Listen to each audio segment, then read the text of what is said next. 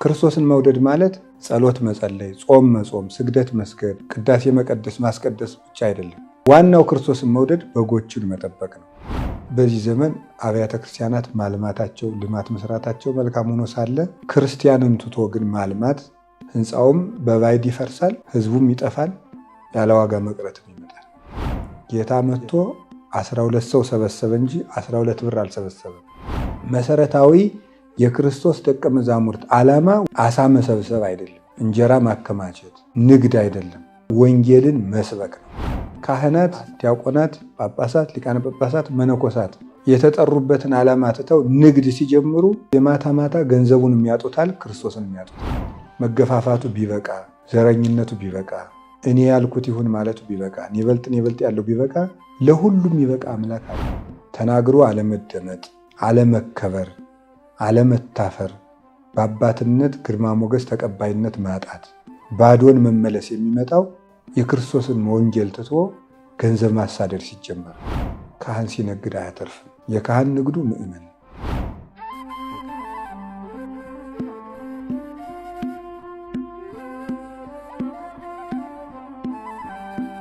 በስመ አብ ወወልድ ወመንፈስ ቅዱስ አሐዱ አምላክ። በስመ አብ ወወልድ ወመንፈስ ቅዱስ አሐዱ አምላክ። በስመ አብ ወወልድ ወመንፈስ ቅዱስ አሐዱ አምላክ። ቅድመ ዓለም የነበረ ይህንን ዓለም በካህሊነቱ የፈጠረ ዓለምን በቸርነቱ የሚመግብ የሚያስተዳድር ስጋችን ለብሶ ስጋውን ቆርሶ ደሙን አፍሶ በቸርነቱ የዋጀን መድኃኒታችን ኢየሱስ ክርስቶስ ላደረገልን በጎ ሥራ ሁሉ ከባሕርይ አባቱ ከአብ ከባሕርይ ሕይወቱ ከመንፈስ ቅዱስ ጋር አንድ ለምትሆን መንግሥቱ ክብር ምስጋና ለእርሱ ይሁን አሜን። በመላው ዓለም ያላችሁ በሀገራችን በኢትዮጵያ በአራቱ ማዕዘን የምትኖሩ ሥላሴን በአካል በስም በግብር ሦስት በባሕርይ በሕልውና በፈቃድ አንድ ብላችሁ የምታምኑ እግዚአብሔር አባታችን፣ መንግሥተ ሰማያት ርስታችን፣ ቤተ ክርስቲያን እናታችን ብላችሁ የምትኖሩ ምዕመናን አንድ አምላክ በሚሆን በአብ በወልድ በመንፈስ ቅዱስ ስም እንደምን ሰነበታችሁ? ክርስቶስ ተንሥአ እሙታን በዐቢይ ኃይል ወሥልጣን አሰሮ ለሰይጣን አግዓዞ ለአዳም ሰላም እምይእዜሰ ኮነ ፍስሐ ወሰላም። ሰላም የሰጠን መድኃኒታችን ኢየሱስ ክርስቶስ ለስም አጠራሩ ክብር ምስጋና ይሁንና እንኳን ለርክበ ካህናት በሰላም አደረሳችሁ። ዛሬ እግዚአብሔር እንደፈቀደ የርክበ ካህናት የቅዱስ ሲኖዶስ ጉባኤ መነሻው ምን እንደሆነ እንነጋገራለን። መጽሐፍ ቅዱሳዊ መሰረቱን ርክበ ካህናት ምንድን ነው የሚለውን እንነጋገራለን። ርክበ ካህናት ማለት የካህናት መገናኘታቸው፣ መሰብሰባቸው፣ አንድ መሆናቸው ነው። ይህም ትንሣኤ ከዋለ በኋላ በቅዱስ ድሜጥሮስ ቀመር ረቡዕ ቀን የሚውል ነው። ይሄ ርክበ ካህናት ጉባኤ የተመሰረተው ጌታችን መድኃኒታችን ኢየሱስ ክርስቶስ ለቅዱሳን ሐዋርያት በተገለጠበት በሦስተኛው መገለጥ ላይ ተመስርቶ የሚደረግ ጉባኤ ነው። ታሪኩን የምናገኘው የዮሐንስ ወንጌል ምዕራፍ 21 ከቁጥር 1 ጀምሮ የምናነባው ኃይለ ቃል ነው። ጌታችን ከተነሳ በኋላ ለቅዱሳን ሐዋርያት በጉባኤ 3 ጊዜ ተገልጦላቸዋል። የመጀመሪያው በተዘጋ ቤት ተገልጦላቸዋል። ሁለተኛው በሳምንቱ ተገልጦላቸዋል። ሦስተኛው በጥብርያዶስ ባሕር አሁን ርክበ ካህናት ብለን በምናስብበት 3ኛው መገለጡ ነው። ርክበ ካህናት ጉባኤ የሦስተኛውን መገለጥ ይዞ የሚሄድ ነው። ጌታ ያለ ዓላማ የሚሰራው ስራ የለም። በሦስቱ መገለጦቹ 3 ችግሮችን ፈቷል። በመጀመሪያው መገለጥ ከሐዋርያት ፍርሃትን አርቆላቸዋል። ጌታ ከሞተ በኋላ አይሁድ ይገሉናል ብለው ፈርተው ቤት ዘግተው በተዘጋ ቤት ውስጥ ፈርተው ተቀምጠው ነበረ። ስለዚህ የትንሣኤ ዕለት ገብቶ ሰላም ለእናንተ ይሁን ብሎ በልቡናቸው ያደረውን ፍርሃት አውጥቶ ጥሎላቸዋል። ዛሬ አሳ ሲያጠምዱ ወጥተው ሲንቀሳቀሱ የተገኙ በመጀመሪያ ፍርሃት ስላራቀላቸው ነው። እሱ ፍርሃቱን ባያረቅላቸው ኑሮ እዚያው ቤት ተዘግተው በሰነበቱ ነበር እንጂ አሳ ሊያጠምዱ አይወጡም ነበረ። ስለዚህ በመጀመሪያው መገለጥ ፍርሃትን አርቆላቸዋል። በሁለተኛው መገለጥ ጥርጥርን አጥፍቷል። ቶማስ ከሰዱቃውያን ወገን ስለነበረ ሰዱቃውያን ትንሣኤ ሙታን የለም ብለው ስለሚያምኑ እሱም ከዚያ የተነሳ የጌታን ትንሣኤ የተወጋ ጎኑን የተቸነከሩ እጆቹን ዳስሼ ካላየው አላምንም ብሎ ተጠራጥሮ ነበርና ጌታ ተገልጦ እጄን እግሬን ዳስ፣ ወደ ተወጋሁት ወደ ተቸነከርኩት እጄም እጅህን አግብተህ ዳሰህ እመን እንጂ አትፍራ ብሎ ቶማስን አሳምኖ እግዚእየ ወአምላኬ ጌታዬም አምላኬም ብሎ እንደ ሰውነቱ ጌታዬ እንደ ፈጣሪነቱ አምላኬ ብሎ አምልኮቱን መስክሮ ሃይማኖት ጸንቶለታል። ስለዚህ ጌታ በሁለተኛው መገለጥ ትንሣኤው እውነት መሆኑን ለሁሉም ሐዋርያት አንድም ሳይቀር አረጋገጠላቸው። በሦስተኛው መገለጡ ያረመው ደግሞ ወደ ዓለም መመለስን ነው። በሦስተኛው መገለጡ ያረመው ቅዱሳን ሐዋርያት ጌታ ከተነሳ በኋላ ሲርባቸው ወደ ጥብርያዶስ ባህር ሄደው ያጠምዱ ጀመረ። ቅዱስ ጴጥሮስ ነው መሪው። ጌታ በሉቃስ ወንጌል ምዕራፍ 5 ላይ እንደተጻፈው ቅዱስ ጴጥሮስን ለደቀ መዝሙርነት ሲጠራው እስካሁን አሳ ታጠምድ ነበር፣ እንግዲህ ወዲህ ግን ሰው እንድታጠምድ አደርግሃለሁ ብሎት ነበር። ስለዚህ የሐዋርያት የካህናት ስራቸው ሰው ማጥመድ ነው። የሚያጠምዱበት መረብ ደግሞ ወንጌል ይባላል። አሳዎቹን ሰብስበው የሚያከማቹበት ጎተራ መንግሥተ ሰማያት ይባላል። ቅዱስ ጴጥሮስ ግን ያንን ረስቶ አሳ ሊያጠምድ ወደዚያ ተመለሰ። ጌታ የጠራበትን ዓላማ ረሳው። ሌሊቱም ሙሉ ሲለፉ አድረውም አሳ ምንም አንዳች አላገኙም። በነጋ ጊዜ ጌታ በባህሩ ዳርቻ ቆሞ ተገለጠላቸውና ደቂቀየ ቦኑ በክቡ ዘንበል ልጆች የሚበላላችሁን አላቸው። የለንም አሉት። ጌታ በዚያ የተገለጠላቸው አሳ በሚገዛ ጎልማሳ አንጻር ነው ተገለጸላቸው እንጂ ጌታችን ኢየሱስ ክርስቶስ መሆኑን አላወቁ።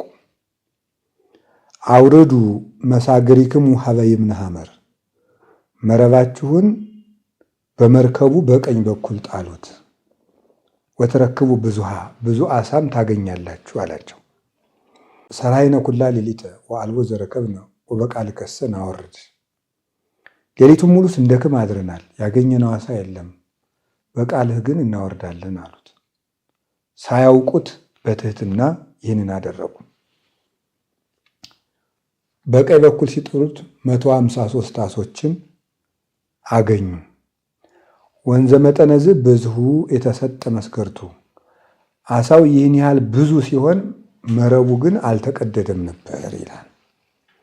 ቅዱስ ጴጥሮስ አልለየውም። ዮሐንስ ወንጌላዊ ግን ለጌታ ፍቅር የሚሳሳ ነበርና እሱ ቀድሞ ተገለጠለትና ጌታ እኮ ነው አለው። በዚህ ጊዜ ቅዱስ ጴጥሮስ ራቁቱን ነበርና ከባህሩ ውስጥ ጨርቁን ታጥቆ ከባህሩ ውስጥ ተወረወረ ይላል። 200 ክንድ ጀልባይቱ ጌታ ከቆመበት ትርቅ ነበር። ይህ ማለት 100 ሜትር ማለት ነው። 100 ሜትር ቅርብ ነው። ጀልባይቱ ቀስ ብላ ጌታ ወዳለበት ትደርስ ነበር።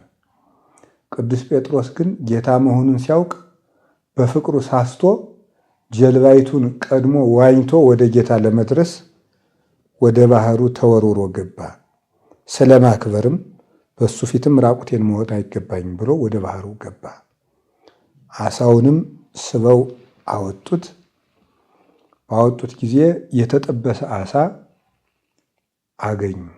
በመላእክት አስጠብሶላቸዋል፣ አሰርቶላቸዋል ብለው ሊቃውንት ይተረጉሙታል። ይህን ያደረገው ሲደክሙ ስላደሩ ያኛውን አሳ እስኪጠብሱ እንዳይርባቸው ቀድሞ እሱ አዘጋጅቶ ቆያቸው። ያንን መገባቸው። ከዚህ በኋላ ቅዱስ ጴጥሮስን ወምድኅረ መስሑ ይቤሎ እግዚእ ኢየሱስ ለጴጥሮስ ስምዖን ወልደ ዮና ታፈቅረኒኑ። ምሳ ከበሉ በኋላ ጌታችን ኢየሱስ ክርስቶስ ቅዱስ ጴጥሮስን የዮና ልጅ ስምዖን ሆይ ትወደኛለህ አለው። አቤቱ ጌታዬ እንደወደህ አንተ ታውቃለህ አለው። በጎቼን ጠብቅ አለው። ደግሞም አለው ትወደኛለህን? ጌታዬ እንደወደህ አንተ ታውቃለህ። ጠቦቶችን ጠብቅ አለው። ሶስተኛም አለው የዮና ልጅ ስምዖን ሆይ ትወደኛለህን? አለው። አቤቱ ጌታዬ አንተ ሁሉን ታውቃለህ አለው። ግልገሎችን አሰማራ አለው። ይህንን ጌታ ተገልጦ አላቸው ይላል። ይህ ቃሉ ነው። ስለ ቃሉ እግዚአብሔር ስሙ የተመሰገነ ይሁን። መጀመሪያ የዚህ ትርጉም ምንድን ነው? የጌታችን የመድኃኒታችን ኢየሱስ ክርስቶስ ርኅራኄውን እናያለን። ርኅራኄው ሲደክሙ ባያቸው ጊዜ ረሃብ እንደተጎዱ አውቆ ወደ ተራቡት ደቀ መዛሙርቱ ሄዱ። ካህናት በቤተ መቅደስ ሲያገለግሉ ለርሁባን ዘሄሊ ወይትቤቀል ለግፉዓን አርከ መሃይምናን፣ ለተራቡት የሚያስብላቸው ለተገፉት የሚፈርድላቸው የምእመናን ወዳጃቸው ኢየሱስ ክርስቶስ ነው ብለን በኪዳን የምናመሰግነው ለዚህ ነው። ለርሁባን ዘሄሊ ለተራቡት የሚያስብላቸው ጌታ መጋቢያችን ነው። ስለዚህ እኔ ለነፍሳችሁ ብቻ የማስብ ሳልሆን ለስጋችሁም የማስብላችሁ ነኝ። ጌታ እኮ አሳ ማጥመድ ትታችሁ ሰው ታጠምዳላችሁ ሲላችሁ ስጋችሁን እኔ እመግበዋለሁ ማለቱ ነበር እንጂ ስጋችሁን ትቼ ለነፍሳችሁ ብቻ ኑሩ ማለቱ አልነበረም። ያንንም መሰከረላቸው። እኔ እኮ እኔን እንድታገለግሉ ብቻ ሳይሆን ስታገለግሉኝ እንዳይርባችሁም እኔ ያደርጋለሁ ለማለት በራባቸው ጊዜ ደረሰላቸው።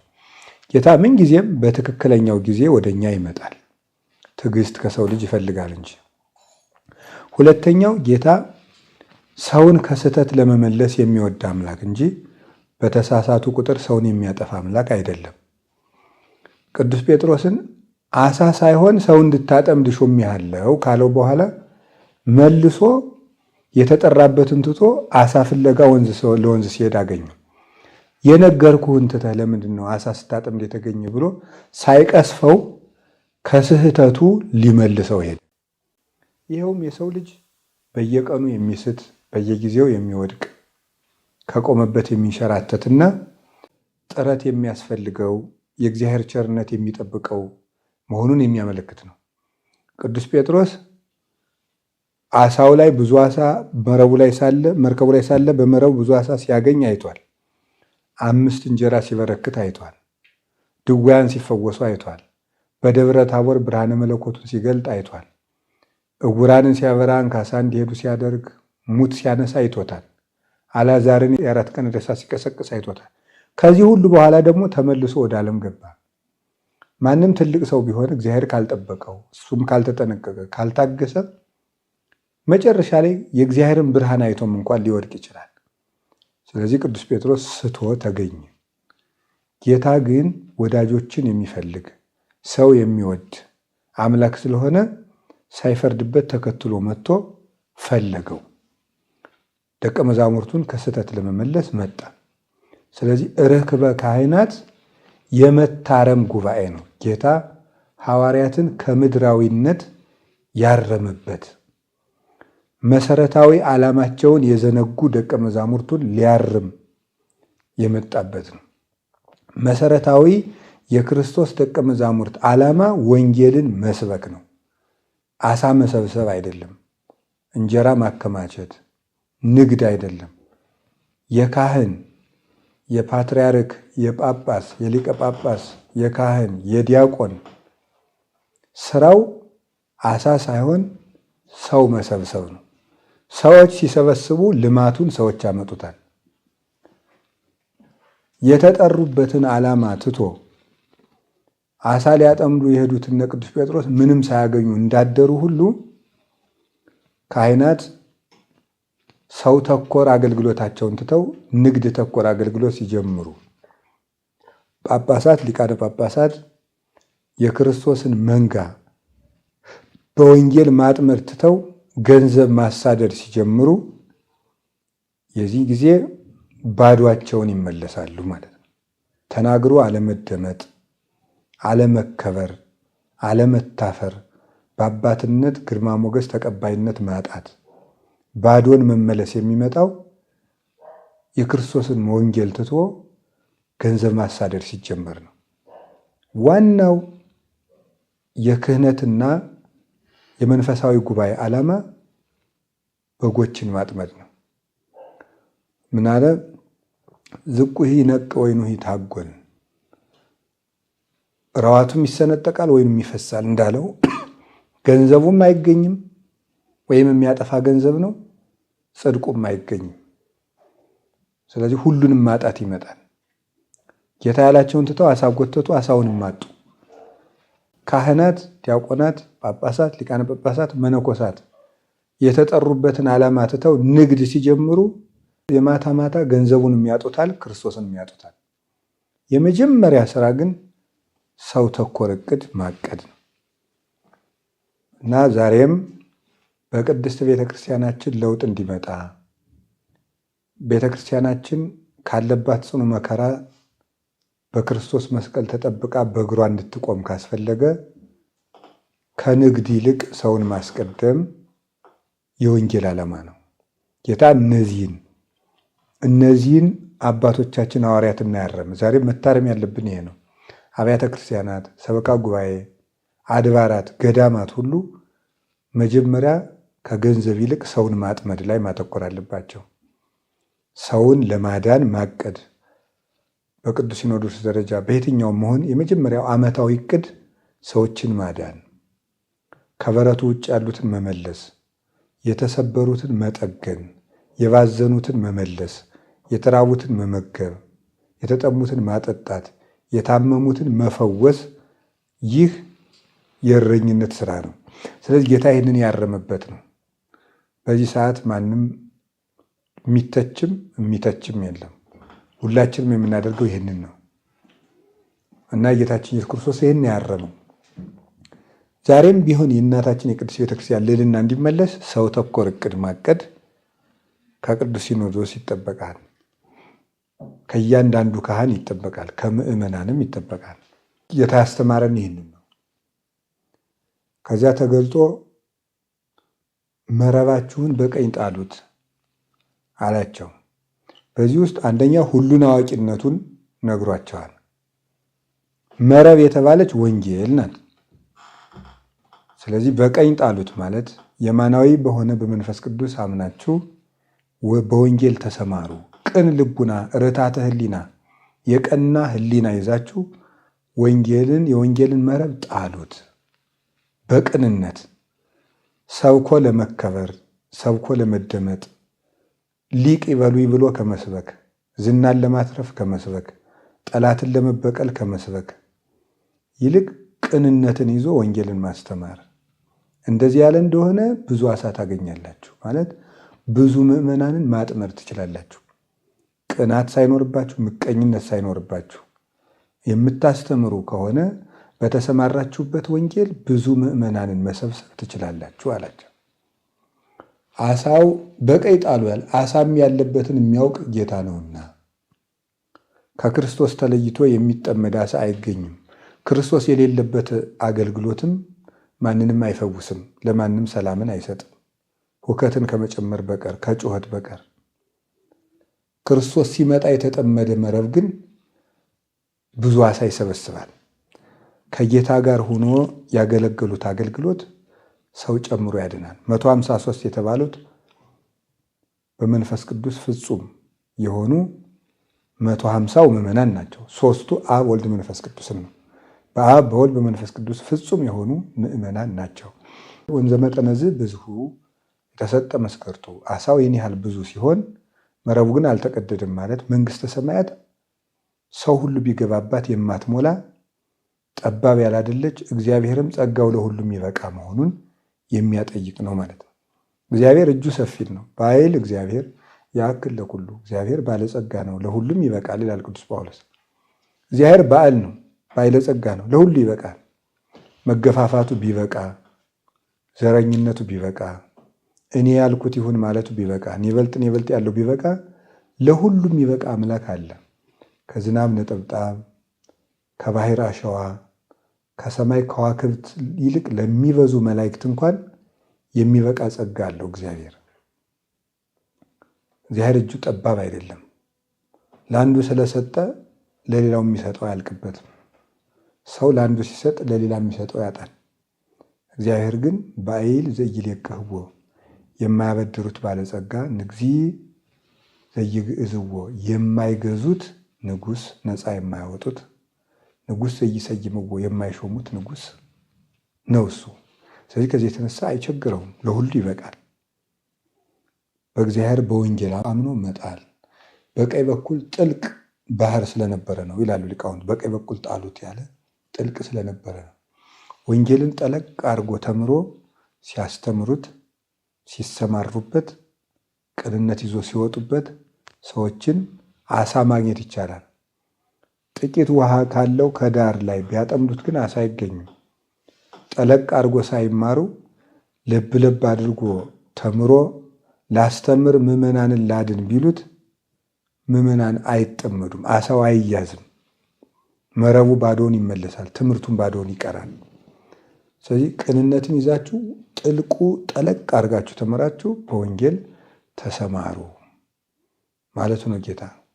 እና በዚህ ዘመን ዋናው ነገር ካህን ሲነግድ አያተርፍም። የካህን ንግዱ ምዕመን ነው። የካህን ንግዱ ክርስቲያኖች ናቸው። እንከስራለን። ሰውን ትቶ መነገድ ተገቢ አይደለም። በዚህ ዘመን አብያተ ክርስቲያናት ማልማታቸው ልማት መስራታቸው መልካም ሆኖ ሳለ ክርስቲያንን ትቶ ግን ማልማት ይሄ እነ ቅዱስ ጴጥሮስ ሲለፉ አድረው ባዷቸውን የተመለሱበት ንግድ ነው። ትክክለኛ ንግድ የክርስቶስን በጎች መሰብሰብ ነው። ጌታ መጥቶ 12 ሰው ሰበሰበ እንጂ 12 ብር አልሰበሰበም። 12 ሰው ሰበሰበ። 12ቱ ሰዎች ሰው ሰበሰቡ።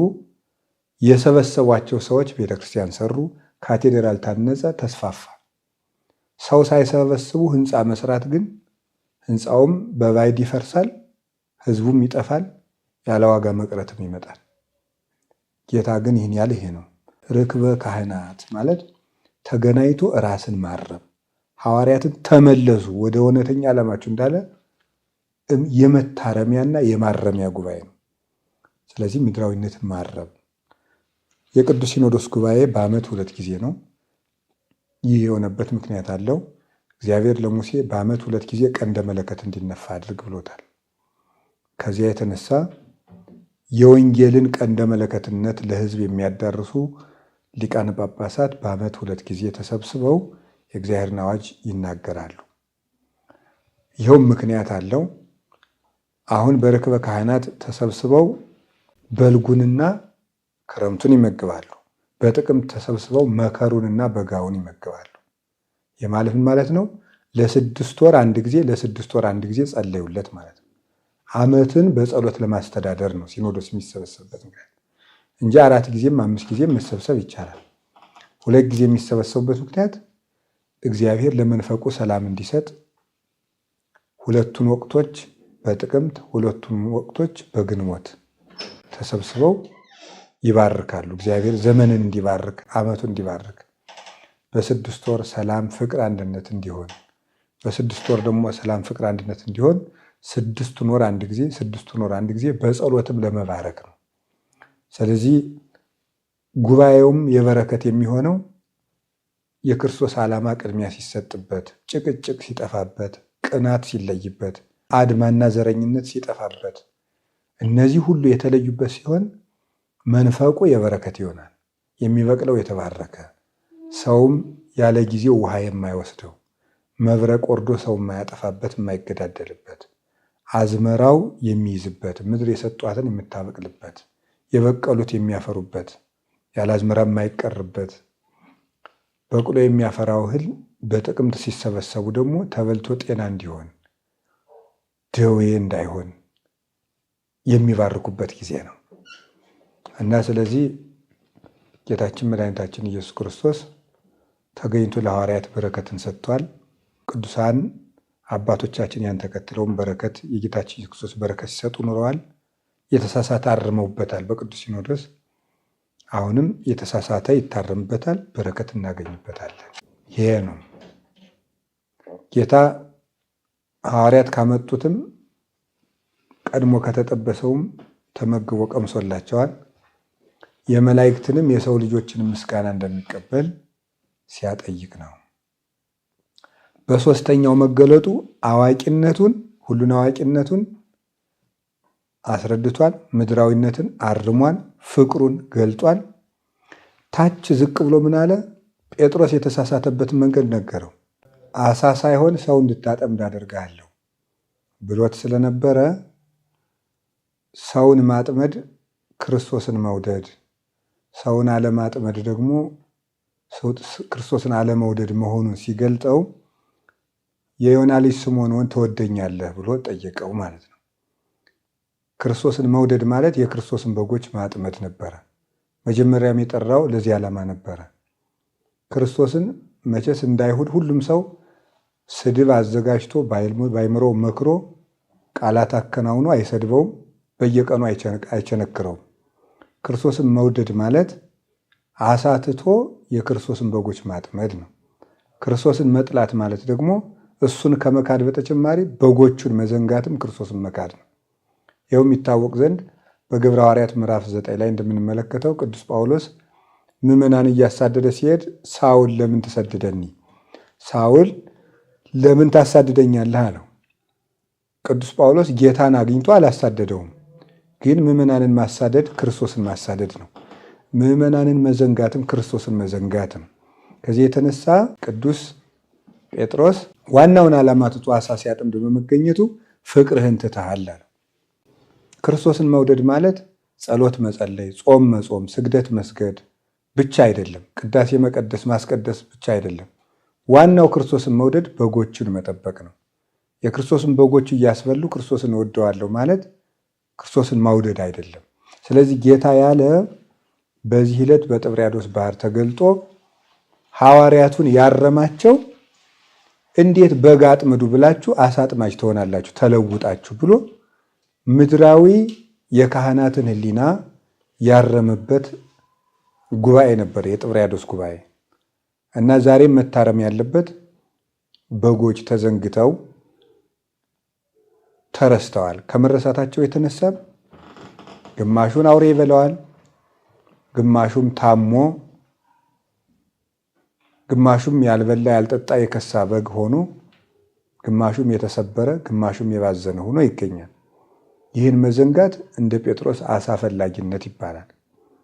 እና ስለዚህ ሁላችንም ታርመን ተመልሰን ጌታችን ኢየሱስ ክርስቶስን በጎቹን በመጠበቅ ጠቦቶችን በመጠበቅ ግልገሎችን በማሰማራት ፍቅራችንን እንገልጽ ዘንድ የመታረም ጉባኤ ነውና መድኃኔዓለም ሁላችንንም ያርመን፣ መጨረሻችን ያሳምርልን። ቅዱስ ጴጥሮስን እኔን ለመውደድ በጎችን ጠብቅ ብሎታልና ክርስቶስን እንወዳለን የምንል ሁላችን ለበጎቹ ልንኖር ይገባናል። ለበጎቹ ልናቅድ ይገባናል። ምዕመን ተኮር እቅድ ካልታቀደ ቤተክርስቲያን ከጥፋት አትድንም። ቤተክርስቲያን የምትድነው አሳ ተኮር ሳይሆን ምዕመን ተኮር በግ ተኮር እቅድ ሲታቀድ ነው። አሳ ተኮር እቅድ ገንዘብ ተኮር አመራር ነው። በጎችን ተኮር እቅድ ማለት ደግሞ ድህነት ተኮርና ምዕመን ተኮር እቅድና አመራር ነው። ይህን ስናደርግ በእርግጥ የጌታችን ኢየሱስ ክርስቶስ ፍቅር በካህናት ጉባኤ ይገለጣል።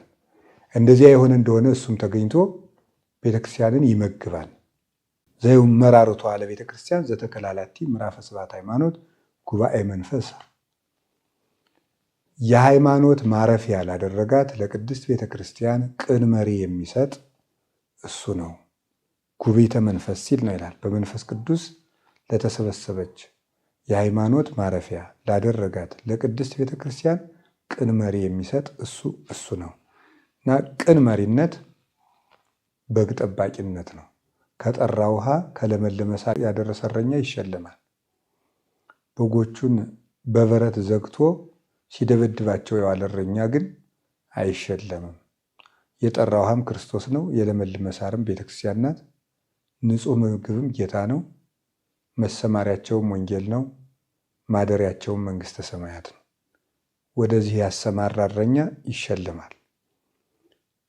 ይህንን አድርገን እንድንሸለም እኛም ከካህናት ጋር፣ ካህናትም ከምዕመናን ጋር፣ ምዕመናን ካህናት ጋር ታርመን ሁላችንም መታረም አለብን። በመረቡ ያልተጠመደ ዓሣ አይበላም። በወንጌል ያልተጠመደ ምዕመን አይጸድቅም። ራሱን የሚያሰማራ ምዕመን ለራሱ መምህርን የሚያከማች እንደወደደው የሚኖር አለቃ የሌለው መረን የሌለው ከበረት ውጭ የሆነ ጌታ ቤተክርስቲያንን በረት ያላት ለሁሉም ነገር አጥር ቅጥር አለው፣ ልክ አለው። ልክ የለሽ ኑሮ የሚኖር ከመረቡ ያልገባ ዓሣ የባህር ሲሳይ ወይም በዓሣ አንበሪ ተውጦ ይቀራል። መረቡም ወንጌል ነው፣ ባህሩም ዓለም ነው። ሁከት የበዛበት ዓለም እንዳይወስደን ምዕመናን ይሆን ወደ መረቡ መግባት፣ በክህነት ያለን ደግሞ መረቡን ማጥመድ፣ በቅንነት መጣል፣ ሰውን አስቀድሞ ዓሣውን ማስከተል ከኛ ይጠበቃል። በወንጌል መረብ ተጠምደን የመንግስቱ ወራሾች የክብሩ ቀዳሶች እንድንሆን የቸርነቱን ስራ ይስራልን። ሐዋርያትን ያረመ ጌታ ስጋችን፣ ነፍሳችን፣ አይምሯችን ያርምልን። ወስብሐት ለእግዚአብሔር። ይቆየን። አሜን።